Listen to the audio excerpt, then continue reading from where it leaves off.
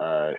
What's good? What's good, man? It's your big brother K-Rino. Y'all are tuned in again to K-Rino Radio, man. I got a legend in the building, another special guest, a brother who has been in the game for decades, man. And he is one of the foundational pieces in the WreckShop family, man. He is Mr. All About My Dough, Mr. Pimp Tyte. He has laid down verses on some of the hottest tracks to ever come out of the city of Houston, man, and out of the state of Texas. And we honored to have him here right now. My brother, the one and only, Mr. Tyte Eyez is in the building, man. How you feeling, family? What's up, my brother? I'm blessed, man. I'm on top of dirt. Dirt ain't on top of me, my boy. I can't complain, man. You know what I'm Absolutely. saying? Absolutely. Y'all Yes, take sir. take those words to heart, man. That's the key, especially in the era. A lot of our legends have been just dropping like flies, man. You know, we glad to have you on the show, man. Let Yes, everybody sir. know who may have not been seeing you in the last recent years or whatever, man, but are familiar with you. Let everybody know what you've been up to in these times when we ain't been seeing you lately. Man, I've been actually working on a lot of stuff, man. At the same time, I've been working on like multiple projects at the same time. I got a Pimp Tyte album that's finishing up right now. I got a new solo project I'm dropping on 4th of July called The Stimulus. That's going through the mix and mass and processes right now. So, man, just stay tuned and stay down with me to all the, what I'm saying, the true diehard fans of the music and the culture and the movement. You know what I'm saying? I appreciate y'all for staying down with me. And I ain't gonna, what I'm saying, let y'all down. I'm gonna wake y'all back up to the real. You know what I'm saying? We already know. We already know. Yeah. We want to talk about a little. We're gonna definitely talk about the album, but I want to go back in time, man. What was your origins in the game? What was your first taste of hip hop where you say, man, this is something I got to do, bro?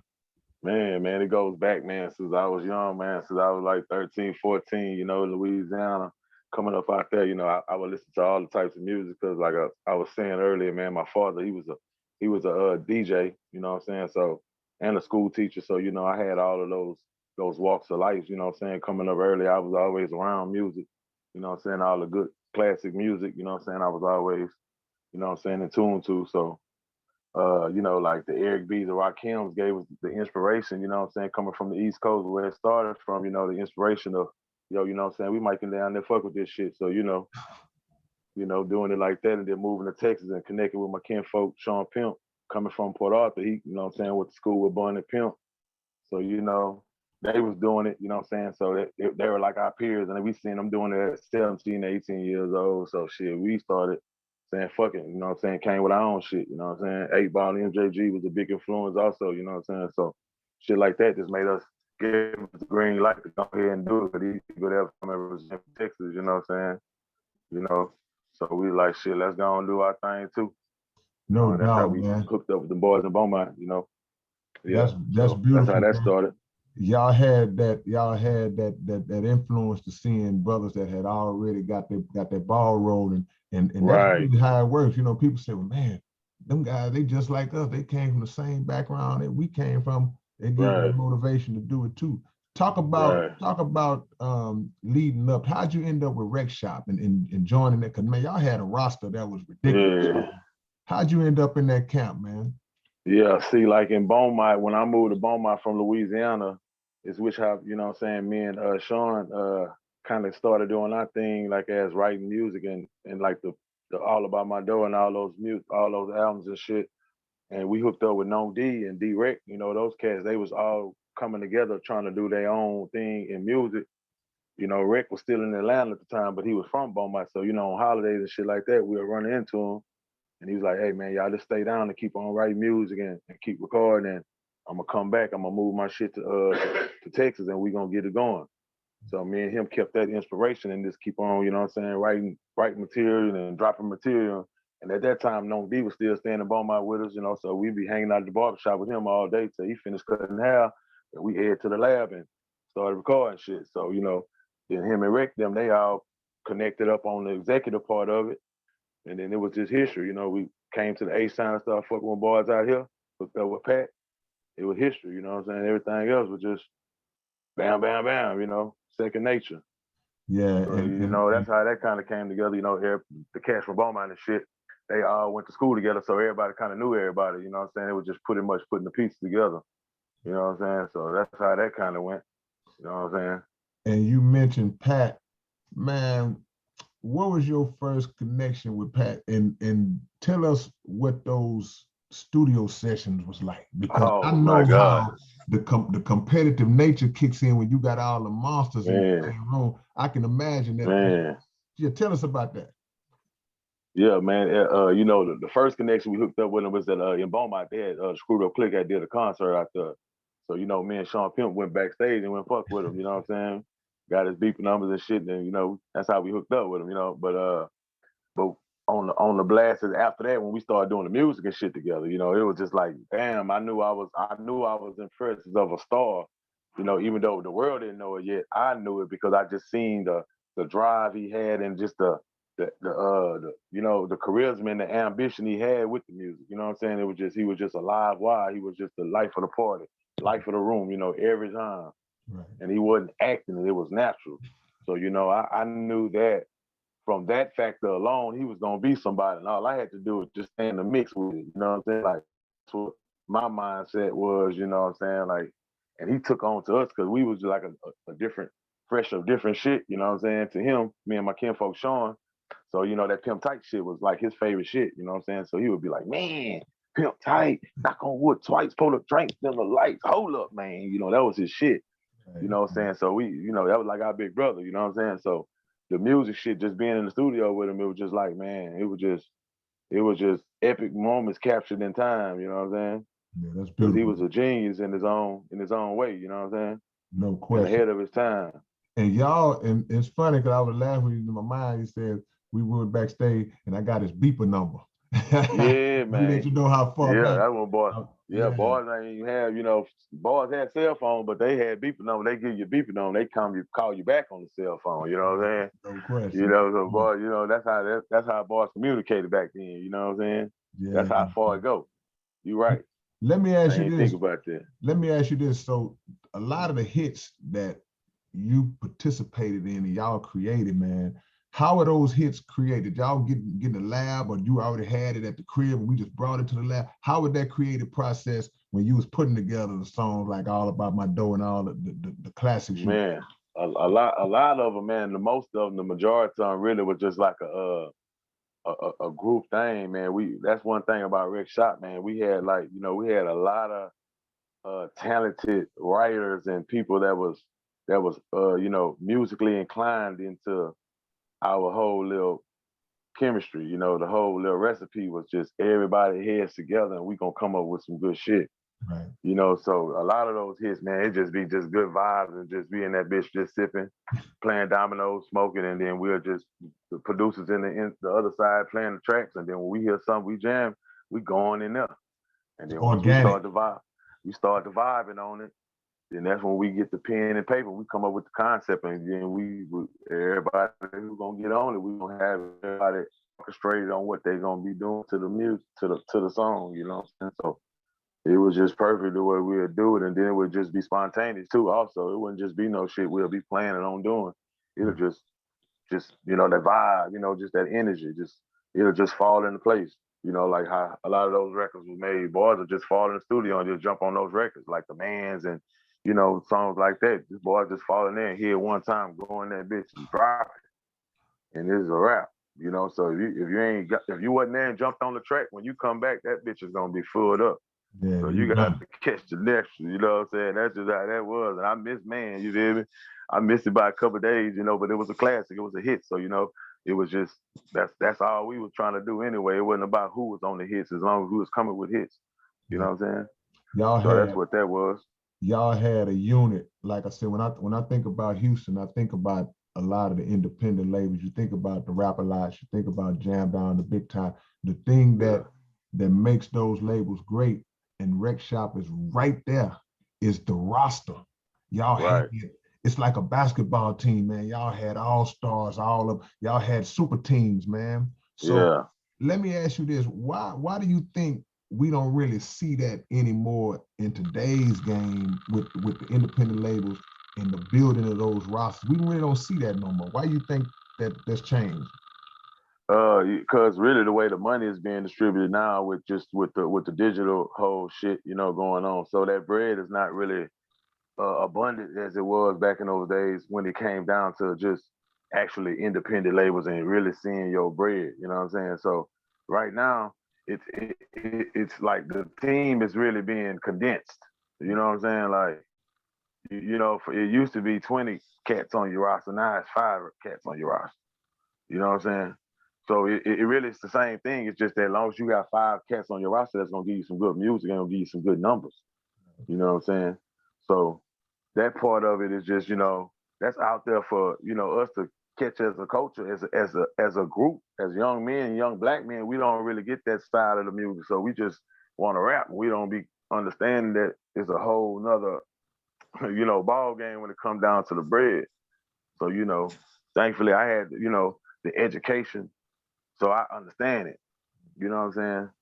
And Absolutely. I know that one thing that we gotta as a Houston as a whole, we have to know how to stick together as a whole in order to represent it in the right fashion. Because those other cats in those other regions are sticking together. They ping pong and they networking together when it comes down to their, you know, their industry into they moving into their music. They fucking with everybody. They ain't doing no beefing and tripping and trying to, you know what I'm saying? Yeah. And that's one thing of the South. I think that's what's taking us longer to get where we need to get is because we were individually trying to shine instead of shining as a unit. Yeah. So that's just kind of example of how we used to do it as WreckShop as a label. We got to think about it like as all of these artists being labels now. You know what I'm saying? Wise words, man. We got the homie Tyte Eyez in the building dropping wisdom already, man. So at this stage, because you said some things about trying to do it individually as compared to doing it collectively. That's always been the knock on Houston. And I wonder, Yeah. I mean, I don't, and I agree. It's like, man, why do we do that? But at this stage, do you have your own label now? You just doing it Yeah, I yourself? do. I Like, do. I do. But I speak still on fuck that. with everybody though. So it's no ties being cut. Everybody that I fucked with in the past, I still fuck with. Like me and Rex still brothers. I fuck with him, you know what I'm saying, often, like that's my brother. And everybody understand that you have to have your own shit in order to get how you really want, how you really need to eat, and how you really want to eat. You have to have your own shit. You have to own it. You can't wait for nobody to break the bread with you. You got to be the person to break the bread. You know what I'm saying? Break the bread with yourself. You know what I'm saying? Pay yourself as an artist. You I know what I'm tell saying? I tell people So, all the time that sometimes what happens with us as artists is that our um, peak prime talent levels don't match up with our peak prime business knowledge. business aspect. Yeah, You're right. like when we was just Yeah. doing it for the love, like you said, we didn't know the game. But by the time Right. we learned the game, for some artists, that window has closed. Right. So it's a good thing to hear you talking about now. Like, hey, I'm doing my own thing. I got my own thing now, man. So that's a beautiful Yeah. thing. You speak on that too if you want to. Right. And it's also a blessing too to still that window has not closing on me as an artist because of my diehard fan and the timeless music I have already put into the game. So that's a blessing too, you know what I'm saying? So I can't come with nothing less than those classics, you know what I'm saying? I can't. So that's why maybe it took a little time because, maybe the chemistry wasn't the same or maybe the process wasn't the same or whatever. But now time is right and the chemistry right for me to just let the world know what I've been working on. And I got a lot of shit, you know what I'm saying? It's all that same shit, that same, you know, type feel of music, you know what I'm saying? So I haven't never switched up on that. I just kind of updated on my content and updated a little bit of sounds and a little bit of music and a little bit of features, you know what I'm saying? Because I'm networking with the youth right now, the cats that's doing their little thing, with their other little side of music. It's no looking down on that. That's embracing that because those people were the kids that was raised on the soundtrack that we was putting down. So they embrace me, I'm gonna embrace them. So I don't look at it the same way as other people, other artists in Houston look at it. You know what I'm saying? I'm gonna say it like that because they old man and they uncles was listening to our shit over and over again. So once they put the name in the face, they like, oh yeah, OG, we fucking with you. You know what I'm saying? I have listened to you when I was in the third grade.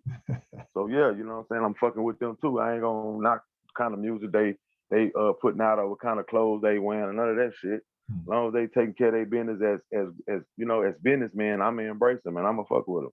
So Man, that's me. So I got some of that on my new shit. that's beautiful, man, because it is a disconnect. between Right. those generations, and it's all based on really just nonsense and misunderstanding, because That's it. it's a bigger enemy that's trying to rob all of us, the young Right, and the right. old, you And know. we falling for it, you know. So Mhm. we letting the real true message. We missing the true message, and we missing the subliminal messages that they giving us. Come on, come on You now. know, like, and that's the disappointing thing about it, where it's making me really. That's what makes me really come back into music as I'm coming back into, because I could survive without music. You know what I'm saying? Because I lost a lot of loved ones that it wasn't about music, that was in the same circle I was in. So to me, you know what I'm saying, to take the pause I took off while y'all didn't hear from me for a minute, was just a therapeutic pause, just to, get everything that I need to get back in line with my family and my personal things, you know, moving forward, so everybody be straight on what's next for tomorrow, because we don't know what's gonna happen, you Come on. know, and death is something that's evident to all of us. So at the end of the day, you have to prepare for that. You know what I'm saying? So you just want to be on the side of being ready for it and not ready for it. Yeah. You know what I'm saying? Legacy building, man. That's beautiful, man. Tight eyes, Yeah.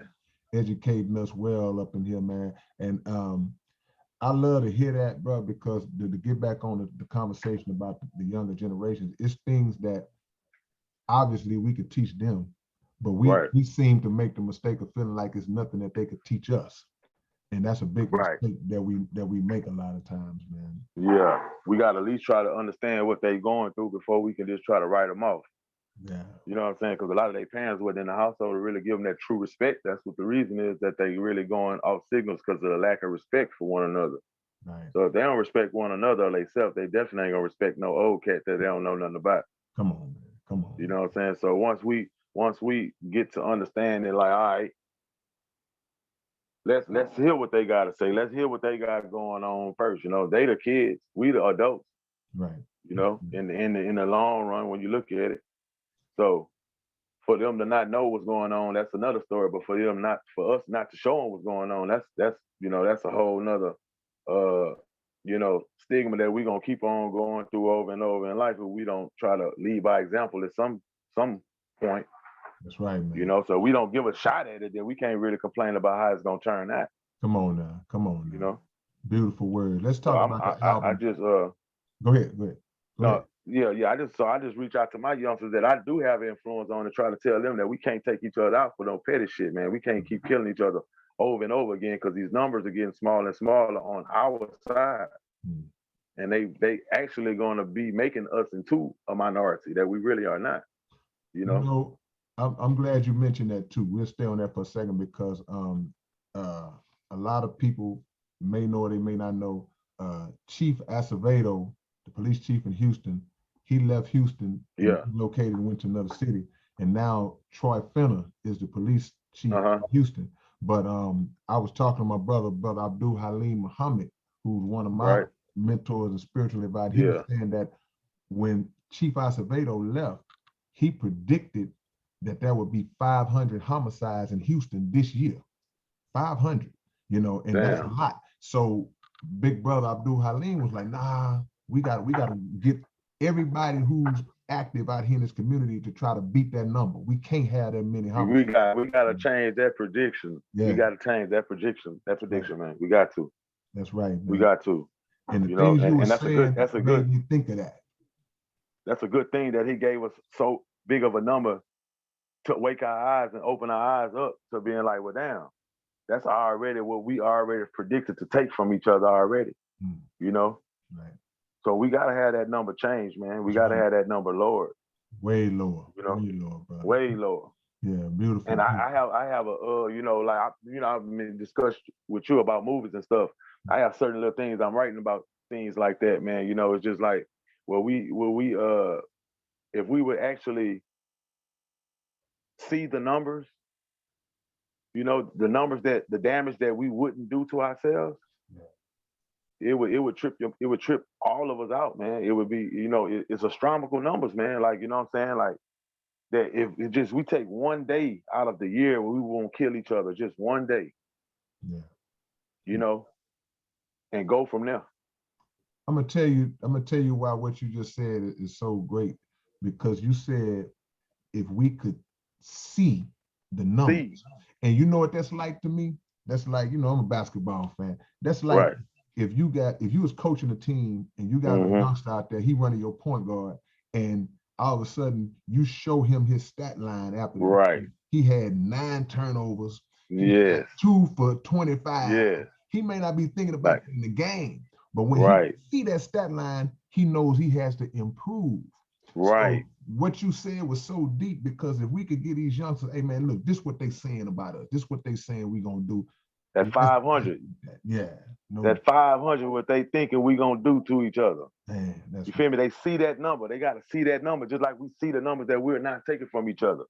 You know, these hundreds of thousands of people that will still be living that we take from each other monthly. You know what I'm saying? Will be here. These numbers that the other people got to deal with. That's right. You know? That's right. And if we see those numbers, we be like, damn, okay, one day did that. Man. Okay, let's give it a week where it's a no-kill zone. That's right, man. You collectively, man. That's right, man. Woo! Tyte Eyez in there teaching us today, man, giving us that game, man. The OG, the WreckShop legend, man. The Texas legend is in the building, man. Yeah, we gotta get together and put some initiatives together, man. And then and anything you need from me, man, don't hesitate to reach out, baby. You know, you got my line 24/7, baby. Done deal. So I'm there. Let's talk about the album, man. The name of the album is The Stimulus, and I can tell you right now, we definitely need that mental stimulus, man. Tell us about the album and the whole vibe. That's exactly what it is right there. A mental stimulus to stimulate us as a people, man, as a music industry, as a culture, as a coast, whatever, to stimulate us to start looking at music as not just being where we got to murder each other and kill each other and take all the drugs that we can at once and just be on a suicide mission, and that be the only good music that we have. That's you know what I'm saying, that's gaining momentum in the charts. It's just the music that you got to run off on the plug and come get it and blood and kill this and kill that, Draco this and that. You got to come up with a better type of music as a people, man. You know what I'm saying, in order to get this revolt out of Reconstruction. You know what I'm saying? Because we still in Reconstruction. The revolution is in Reconstruction right now. If we seeing like they can kill us in broad daylight, and a million this one person getting killed, and ain't nobody even said, fuck it, who with me? Let's tackle these motherfuckers and get this man one breath. Right. And take me to jail or take a chance of getting tased or shot. So that means that we are at the state where social media is everybody's worried about is just who's gonna go viral, who's gonna be able to post the most craziest, ridiculous video of the day. Like that's not what we should be, that should generate our everyday life. You know what I'm saying? Like we have to be bigger as a people, man. Not even about black and white. It ain't even the color of that man when you see another person on a knee of his neck. It ain't even about color. It's about we all gonna watch this man die on TV. Right. And nobody gonna be like, hey, get the fuck off of him. Bulldozer, here, take my camera. I'm finna go in there. Yeah, man. You know what I'm saying? No doubt. So that's the thing that I look at, and no downplaying my boy George Floyd's death or whatever, the movement that he died for, no downplaying that, no way. But if I would have been there in Minnesota, I probably would have either been dead or I'd have either inspired somebody else to come and help me, and we finna go and get these motherfuckers off this man neck. Right.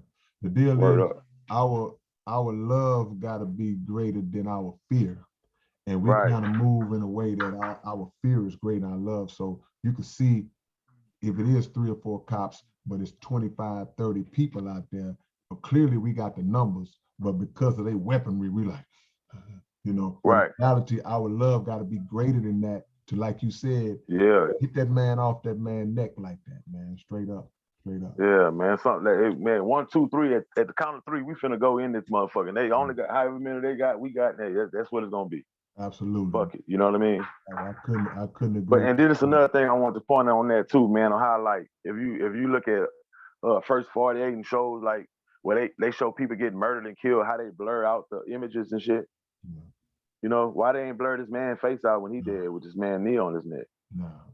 Yeah, you're right. You know what I mean? Why can't our little kids look at that on TV? Yeah. You know what I mean? Mm-hmm. That's right. And then so shout out to the George Floyd family too, you know what I'm saying? Everybody who had who had anything to do with that whole movement and that whole, you know, part of life. Shout out to you, Trey, you know, AVN, all the people who was right there, you know, shoulder to shoulder with those frontline people. Salute to all of y'all, you know. Right. Absolutely. Absolutely. We got to be more preemptive in our approach to prevent stuff like that from happening, because once we establish our own love and self-respect, then they won't be able to do that to us no more, man. There you go. There you go. Right. They shouldn't be able to do it to us, man. That's right. That's right. So when does the project drop? When can we be expecting it? Any features we should be looking for? Let us know. Yes, man. 4th of July is coming. This 4th of July, this summer is going to be a nice hot summer. So boys who got the candy paint, the slabs and all that, there's going to be some music for you to get back out in these streets, since they letting us do a little, you know, socializing and shit nowadays. So, you know, yeah, I got some features, man, but I want to kind of keep them on wraps. But I got some good features, man, you know. So Icy Hot Street Military, he's on there right now so far. Everybody else kind of keeping them on the wraps because I want to let it be a secret. You know what I'm saying? But you know, Icy my brother, so I know he ain't tripping. You know what I'm saying? So I got some new shit. So y'all just check it out. And I got an album that ain't really a lot of people don't know about, that's out there on iTunes and Spotify and all those platforms right now. It's called A1 Since Day One. Okay. And it got some hits on that too. So, you know, y'all check that out. I got Pokey, ESG, Kiki on that, Ronnie Spencer, Ronetta Spencer, my kinfolk Sean Pimp Tyte, you know, so we on that. Yeah, so y'all check that out. You know, that's A1 Since Day One. That's on iTunes. And all the other things, man. Y'all check me out. Beautiful, man. Got another movie coming, you know, documentary. Let's talk about that real quick, because I ain't gonna lie, man, and I'm going way, way back.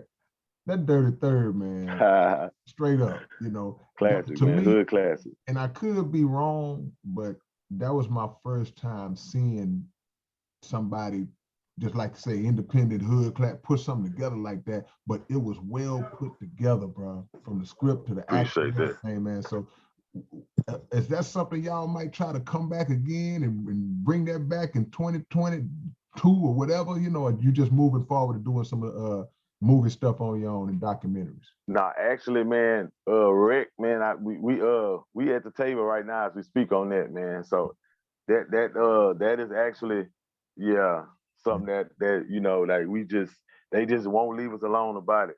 Yeah. Beautiful. So, you know, we got to do it. You know, it only would be right. You know what I'm saying? So y'all stay tuned to that too. Shout out to WreckShop Nation. You know what I'm saying? Hustleaholics. Yeah, but yeah, we got some shit on the works on that too. But you know, like I say, everybody doing their own thing and everybody coming together too. So there's a lot of movies, there's a lot of music, a lot of new shit finna be coming this 2021. So y'all stay tuned on that. Right. Yep, and y'all follow me on the documents. Stay tuned on the move. That's at the DA Real Tyte Eyez. There's been some fake pages out there too. So it's only one, The Real, TYTEYEZ. And y'all follow me. Y'all check me out and I'll let y'all know what we got going on. You know what I'm saying? No doubt. Keep supporting, man. Keep supporting my brother Tyte Eyez, because you know, it's a blessing that you still doing. A lot of people wouldn't built to go the distance like this, bro. So to have you still out here with us, man, in the fight, especially with the knowledge you dropping, we appreciate you coming on the show, man. And anything you need from your brother, much don't love. hesitate. Already, man. Much love. Same here, baby. I'll check you out in the mix. www.tyeeyez.com. Y'all log in. I got some new merch on there too, baby. You know what I'm saying? Y'all hit me up. Say it again. Right, say the website again. Say the website again. www.tyteyez.com. Tyteeyez.com with one E. You know what I'm saying? That third eye, baby. Yep. Already. Appreciate the love, holla brother. at me, baby. Holla at you soon. Much love, brother. Peace. Peace. Gone.